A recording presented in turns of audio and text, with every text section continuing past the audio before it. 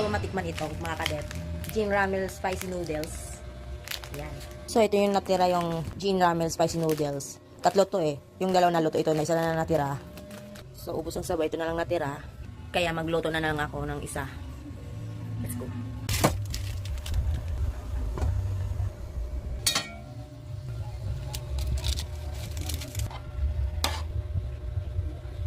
Tara, kain po tayo. Tikman natin mga kadet. Itong Jin Noodles Spicy. Yan. Made in Korea ito. Noodles walang sabaw. Actually, kanina pa ito naluto. Kaya walang sabaw. Anghang talaga. Dapat may boiled egg, tsaka mga gulay bagay ito. Sarap nito. Anghang. Try text ko itong Jin Spicy Noodles. Ito lang natira. Walang sabaw eh. So mga kadet, tikman na natin na may sabaw yung Jin Spicy Noodles Ramen. Naghahanda ako ng tubig. Baka sobrang anghang to. Handa natin na. Lang ha. Titikman ko yung sabaw.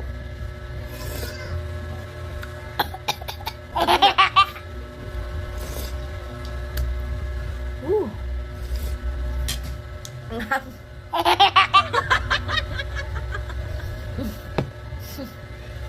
Spicy challenge. Anghang pala yung sabaw nito. Pag walang sabaw, mild siya. Pag meron, sobrang anghang talaga. So, ang gusto ko yung walang sabaw. Ganito lang. Ito lang noodles, walang sabaw. Sarap. Pero masarap siya. Ito ang spicy challenge. Gusto ko yung mild talaga. Wag ng extra chili. Ganyan sobra. Ay, naku. So, available po ito sa TikTok shop. Sa mga gustong bumili o umorder nito, ilalagay ko yung link and go for the checkout na sa yellow basket. Ito, Jin Ramen Spicy Noodles. Promise, masarap to. Tikman nyo itong mga kadet.